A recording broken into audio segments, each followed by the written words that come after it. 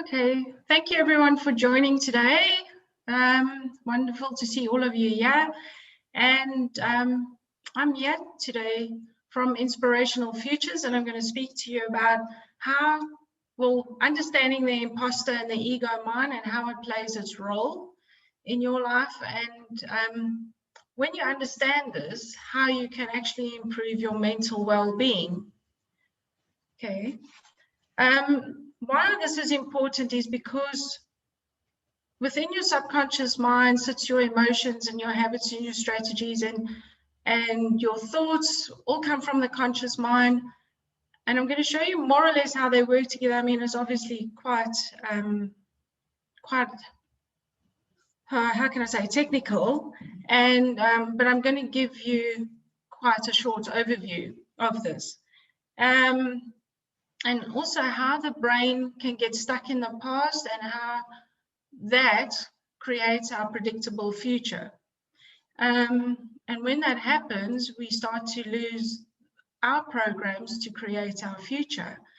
So, and let me go into this. So obviously we're in difficult times right now with COVID, but there's also lots of other challenges. I haven't had COVID yet. I shouldn't say yet, but I haven't had it, so it's not something I can talk about. But this, when my trauma started, was when I was at the age of 27, and I was 7 months pregnant. And trauma is actually what causes a lot of stress, anxiety, depression, and lots of other things. Things can go wrong with your body, which I'll explain in more detail just now as well. Because all of this has an effect on your body. There's a cause and there's an effect. Trauma is one of those things that can disconnect the head and the heart. And I'm going to show you more towards the end how you can bring those two together. So as I was saying, when I was 7 months pregnant, I was 27, and I found out that my husband was having an affair, and you know, I went into stress, into depression, because this had happened to me now for the second time. And every time I tried to catch him out, he would lie, he would deny it, and I actually thought I was going insane. Then, and actually just like losing my mind. This went on for 2 years, and in the meantime, I had gone to see the doctor, and the doctor said to me I was depressed and put me on tablets, and I was on antidepressants and anxiety tablets for 10 years. And even that didn't help, because I walked around like a zombie for 10 years, basically. And then where the anxiety was concerned, the tablets didn't help. I couldn't string a sentence together when I became very anxious. I couldn't, you know, I felt like I was just stupid. I just felt worthless. So, so the doctor said, no, I'm going to have to be on them for the rest of my life. And I actually proved them wrong. I was just, you know, in front of people, when I became anxious, my mouth would dry up. I just couldn't talk, and I had no way of dealing with my emotions except with these tablets. 10 years on, I felt stronger, and I thought, no, I'm going to prove the doctor wrong, and I'm going to come off these tablets. And I started meditating. I started reading self-help books, and they helped to a certain degree, but I just couldn't stop that incessant voice in my head that was telling me all these stories. And after many years, of meditating, not daily, but when I could, I would meditate. But eventually I started doing it daily, and eventually I started to crack it, where I could actually quieten my mind, which was a huge achievement for me. And I've had the most amazing experiences through meditation, but there are other ways besides meditation to help you, but we'll go into that. And I would love for you to understand the mind so that you can understand the journey that you can also have for yourself. And it's a very exciting, fun journey. Okay, so what happens when you are born? You are born 95% subconscious. That means that this is who you are when you are born. However, what happens is, as we grow up, and between the ages of 6 and 9, the conscious and the subconscious part of the brain actually starts to separate. And what happens is the analytical part of the brain comes in. And the more we overthink, the more we overanalyze everything, the more the conscious and subconscious part of the brain starts to separate. So as we get older, go into our teens, we start analyzing things, we start analyzing our situation, what's happening to us. And, as we get older, we create our identity. By the time we're 35 years old, we have a set of behaviors, we have memories, we have unconscious habits, we don't realize what we're doing, and we just do it. We've got hardwired attitudes, we've got beliefs and perceptions, and we create this identity of who we are, and then we move away from the authentic self.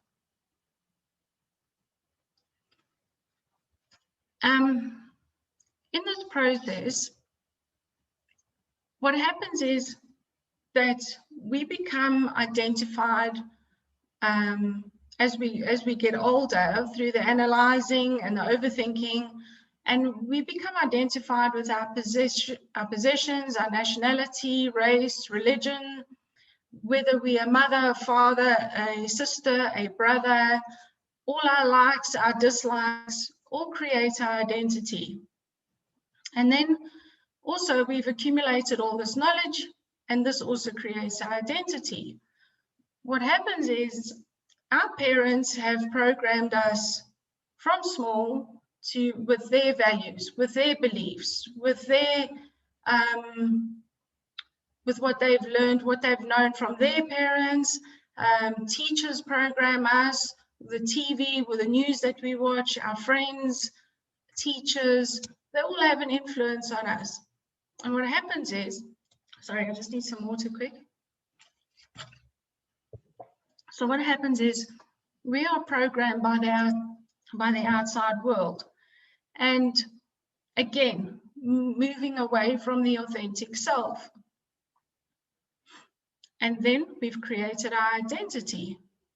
And we become, the I is the embody of the greatest error, or the deepest truth.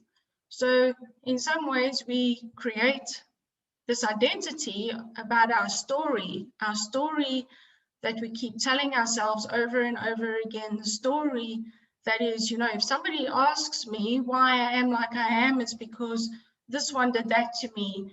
This is what I survived. This is what I had to go through, and all of our traumas and the hardships, the sufferings, the victimhood. And then we create this identity of who we are. The deepest truth, however, is the authentic self. It comes from a much deeper place. And we can choose to move into happiness, freedom, health. However, our body keeps us in the same programs every day. So what happens is, when we stay in those same programs, let me explain to you. So when we get out of bed in the morning and we do the same thing, we go to the toilet, we go to make ourselves coffee, when we take out our favorite mug and we put it in front of the kettle and we stand there and we wait for the kettle to boil, and while we're standing there, we start thinking about our predictable future and what's happened in the past, and now it's like, maybe the same things will happen, but this is not necessarily going on consciously, it's going on subconsciously. And you start thinking about your programs. And every morning, when you take out that cup, you start thinking about your same problems every single day. So one of the things is to change your routines, but I'm going to also give you some more ideas later on.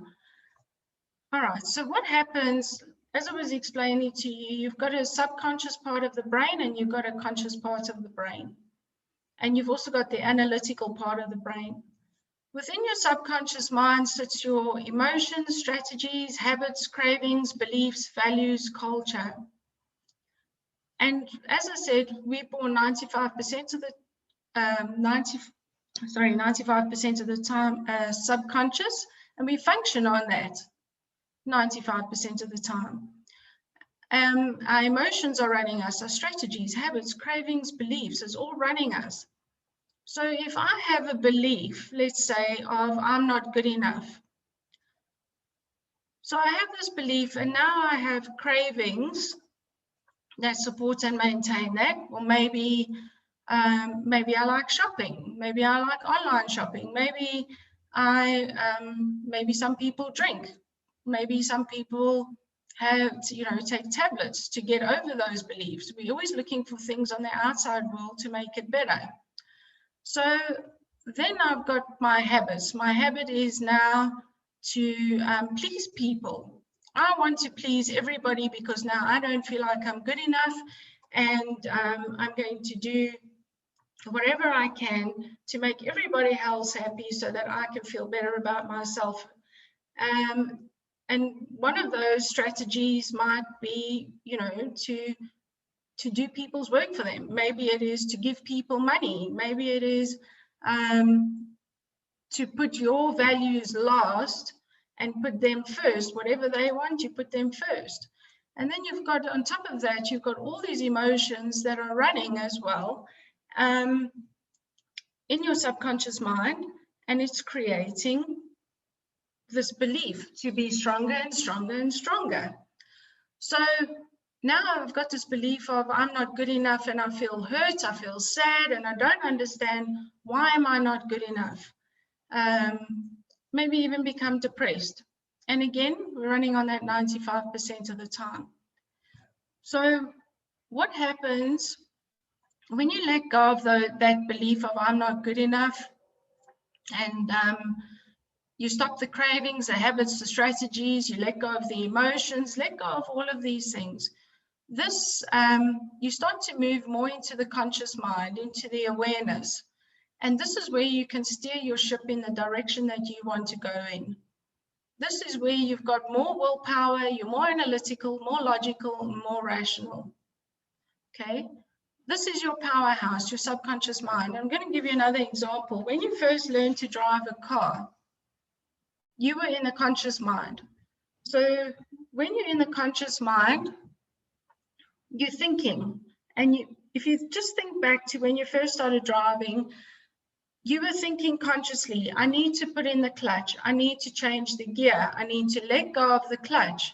I need to put my foot on the accelerator. It's a whole step-by-step process that you're following. And in that process, what you're actually doing is you're programming your subconscious mind, because now you can get in your car and you can drive from A to B without thinking. And that's what we do in our lives from one day to the next. We just go with whatever happens, and instead of creating the life that we would choose to have. Okay. Another way you can think of the subconscious mind is like Microsoft. Microsoft runs in the background. It's making everything work on your computer. It's making Excel work, Word, Outlook, whatever. All those programs work. You can't see it working, but the subconscious mind is behind everything. It is making it work. Your subconscious mind runs your body. It runs your heart, your liver, your lungs, your blood flow from the top of your head down to your toes. Your subconscious mind is working 24/7. That's why we say this is your powerhouse. That's why it is so powerful. It stores all of your memories from the day you were conceived right up until now. All of those memories are sitting in the subconscious. Okay. And so we need to let go of the beliefs that don't serve us, the cravings, the habits, strategies, values, culture, cultural beliefs. Maybe they still serve you, maybe they don't. The ones that don't, let go of them. And then, like I say, you move into more of a conscious mind where you've got an awareness and you've got more willpower, analytical, logical, and rational. Okay. Above that, we've also got, sorry, let me just go back one. We've also got the analytical part of the brain.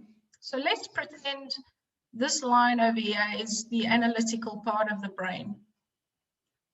And the analytical part of the brain is obviously where we analyze everything, which causes us to overthink. Now, what happens is when you do that,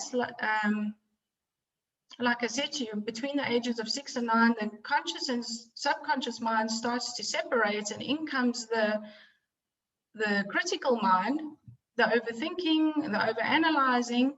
And as we get older, and the more we do that, the stronger the analytical part of the brain actually becomes. So it gets stronger and stronger. And if you imagine that this line is just getting thicker and thicker, what happens is the analytical part of the brain is separating the conscious and the subconscious part of the brain. So what happens then is the front part of the brain can't talk to the back part of the brain, the left can't talk to the right anymore, because there's too much overthinking and overanalyzing going on. Okay. Then we also have brain waves in the brain. Okay, and when we're born, we're in the delta waves, which is 0.5 to 4 cycles per second. Okay, sorry, before I carry on, this screenshot is actually from Joe Dispenza. I just wanted to mention that. And then we go into the theta brainwave, where the brain waves are actually firing at 4 to 8 cycles per second. When we go into alpha, the brain waves are firing at 8 to 13 cycles per second. Okay, so it's getting a little bit faster as we go from delta into alpha. When we're in low beta brainwave, which is over here, low beta brainwave is 13 to 15 cycles per second, and this is when we're concentrating and we're focused. That's a low beta brainwave. A mid beta brainwave is 16 to 22 cycles per second. It's going faster. And this is when we actually need to sit down and study. The light goes on and we can actually study or write an exam. Okay, so the brain waves are definitely faster. High beta, this is where we go into stress mode, where the brain waves are firing 22 to 50 cycles per second. So this is right up here. This is high stress mode. We're thinking about everything that's wrong in the world, everything that's bad in the world. The brain is highly stressed, as opposed to where it should be down here, or at least in alpha, where it's 8 to 13 cycles per second.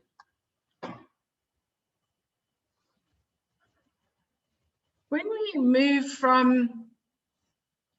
in a high beta brainwave, this is actually what the brain looks like. So as I was saying to you, Joe Dispenza, he's a neuroscientist, and he's taken scans of the brain, and this is not a scan, this is just a picture that I'm using for effect. But this is actually, the red part is actually what shows on the scans for the brain. When people go into high beta, they become stressed. And there's, like I said, everything is wrong with the world, everything is wrong with them, everything is bad with them, and it's just stress all over the place.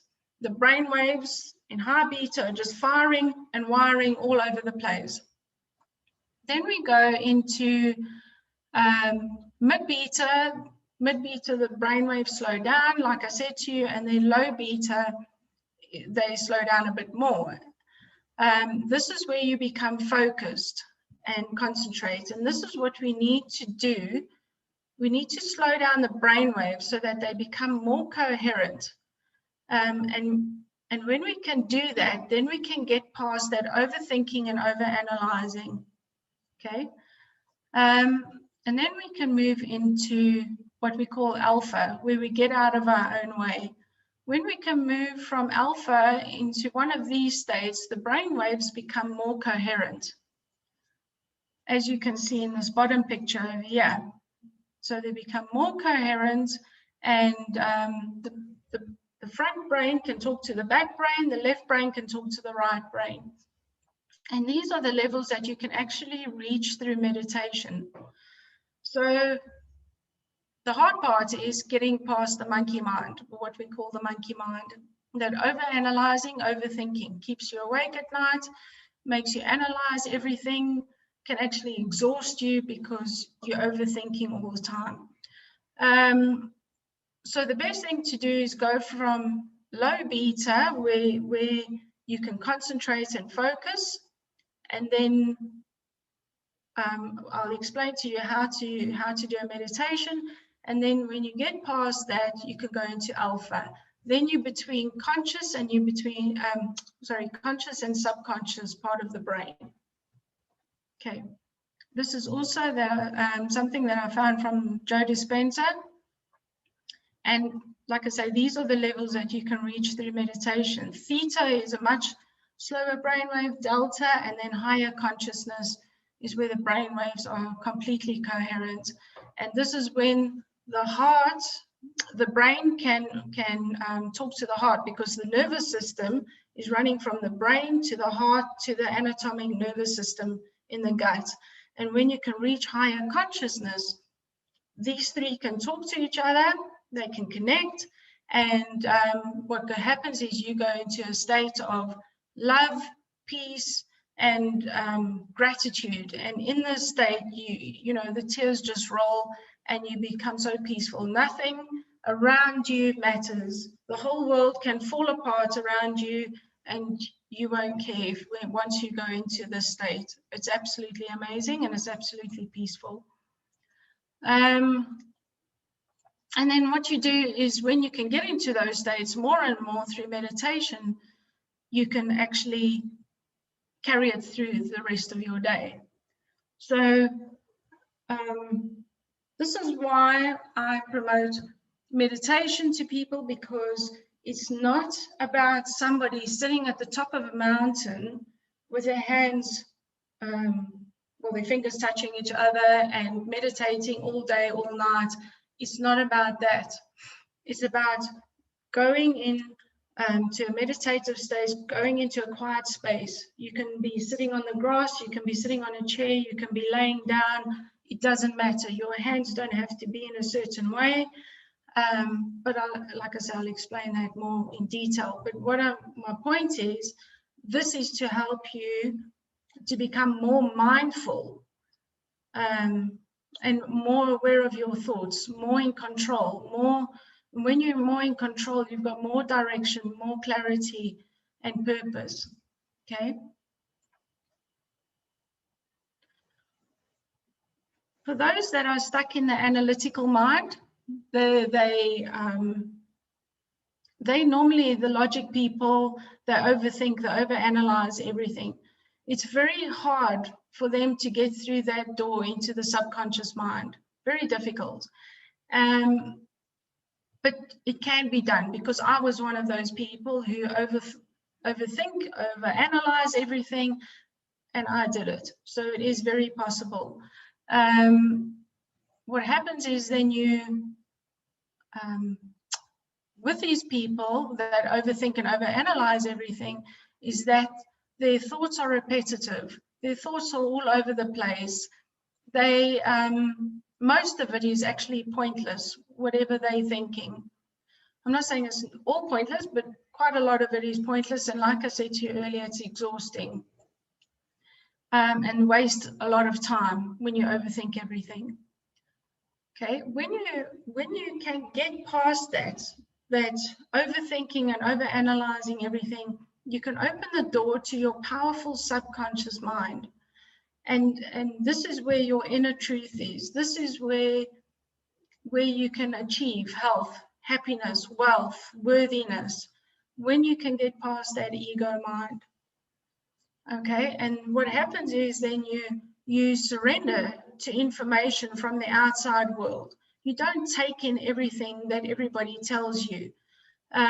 You can decide, I want to accept that information or I want to reject that information. It really is up to you. And you have that choice, because we are born with choices.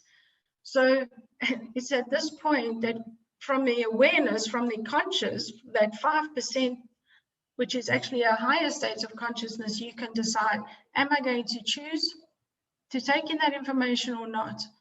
Okay, and as I mentioned, the awareness already, then you start to change your patterns of behavior. So changing your patterns of behavior through meditation, you can change your belief systems, you can change your habits, your strategies, your emotions. You can also change things that have happened to you, your perception about things that have happened to you. And like I say, even changing your pattern of behavior during the day. So when you get up in the morning, don't pick up your phone, because what do we do when we pick up our phone? We go straight onto Facebook. We take a photo of our bedroom and we post it on Facebook. And then we look at all the problems in the world, what's going on. And then we get caught up in that negative thinking. Then we go and make ourselves coffee. Like I said, you take out your favorite mug and the brain associates that mug with your problems. So you go into that negative cycle again. So change your patterns of behavior. You know, one morning, maybe look out the window, look at the trees, look at life, see life in all the plants and the trees and everything. The next morning, then the next morning, make yourself coffee first. The next morning, do something else first. But it's not only about the morning, it's carrying those routines out through the day, because like when you get to work, when you get to work and you face the same people and those people push your buttons and you respond in the same ways, those are the patterns that we need to start to change. Okay, and we can do all of that through meditation.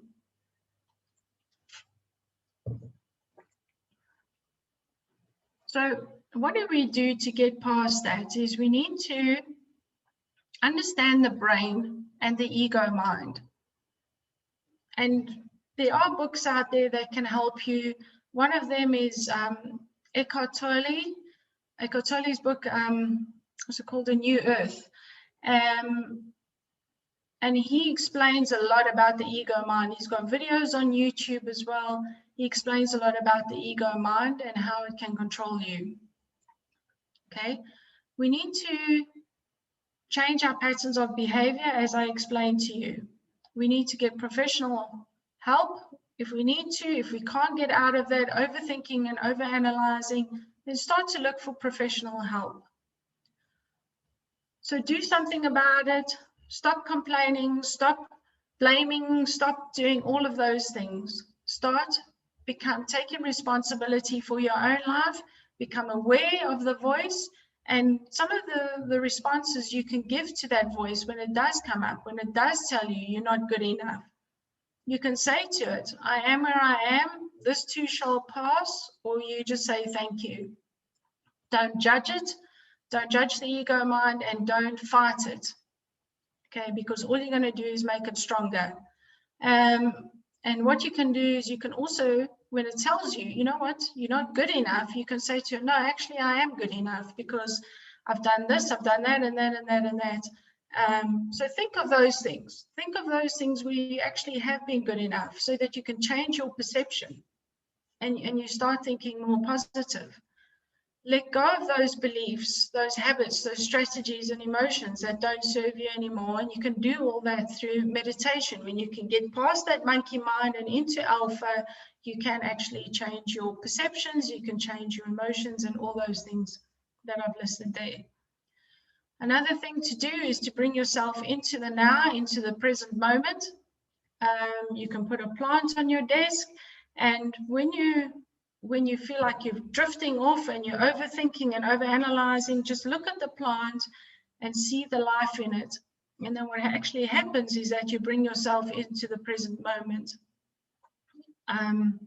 So that's just one of the things. I've got a few small plants in my office, and that's what I do when I find myself drifting off. I bring myself back, or otherwise I go walk outside or walk on the grass, look at the trees, the sun, bring myself into the present moment.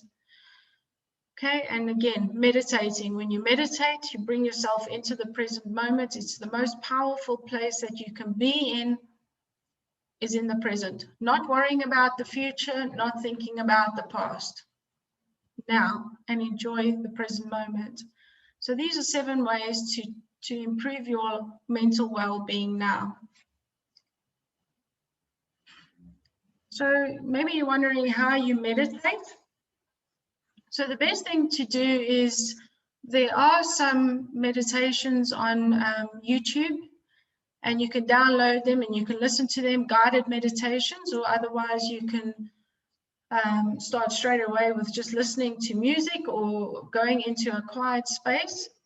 And then what you do is you combine a clear intention with an elevated emotion to change your life. So your intention is maybe to have more love in your life, but then the elevated emotion is to feel that love.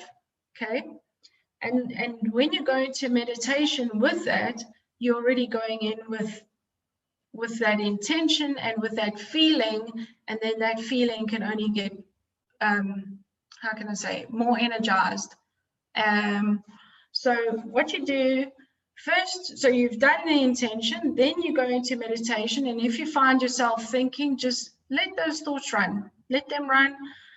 What you can also do is imagine a balloon. You let those thoughts into the balloon, let the balloon float away. That's one way. Another way is to use your imagination. See dolphins swimming in the sea. Think of your favorite thing that makes you happy. See those? So for me, it's dolphins swimming. I find that just relaxes me completely. And I imagine swimming with them. As fast as them, absolutely fine. Use your imagination, go wild. See those dolphins swimming through the water, and keep doing it until that voice in your head goes away. Then once the mind is quiet, you disconnect from the outer world. So when you're doing that, you actually are disconnecting from the outer world. Make sure that you stay disconnected from the outer world. Stop thinking about, oh, you know what, I've got to get up and go and do my emails. I've got to get up and see to my kids or make myself lunch. Get up 10 minutes earlier so that you don't have to do that. All you need is 10 minutes for a meditation. And then when you can do that, you move into the conscious part of, you move into more of a conscious mind.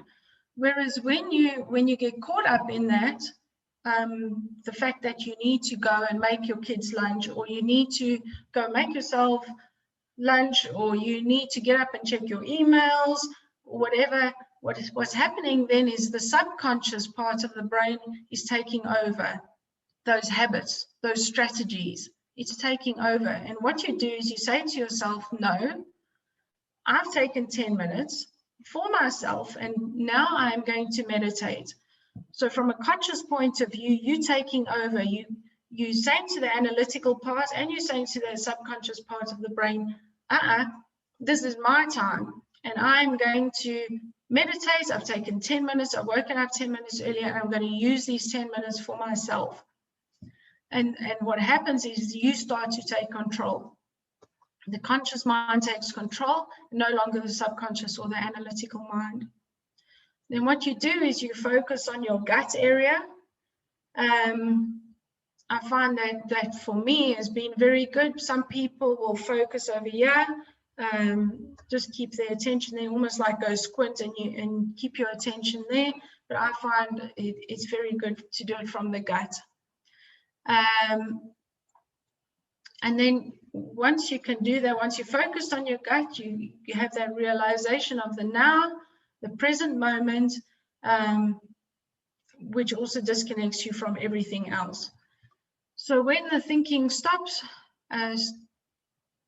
start saying when you have the realization of now, you start saying a mantra, and you can say a mantra like, I am peace, I am love, I am joy, I am happiness, I am free. Whatever you want to say an affirmation that is positive and that you can feel in your body. When you can connect with that affirmation, that is when actually things start to happen in your body, and you'll feel it. You'll know it when it starts to happen. Okay. And then when you can feel it, then you stop saying the mantra. Okay. And then you can just go into a quiet space. Just be absolutely quiet. Stop the mantra. Just let the body, that's when you can let the body take over, because all sorts of amazing things start to happen. Stay quiet in that space and you will connect.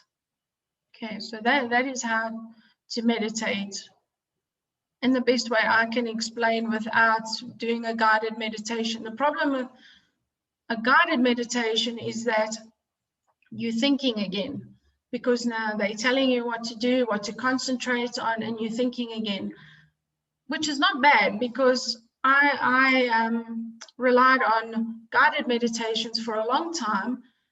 And like I say, it's not a bad thing, because eventually I could move away from that and I could quieten my mind enough to go into just listening to music. Okay.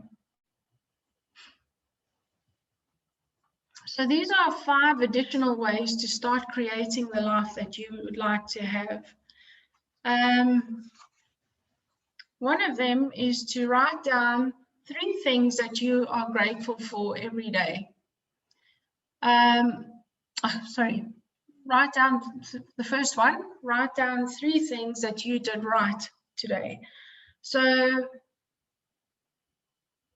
if you made somebody smile, if you hugged somebody that you wouldn't usually hug, write that down.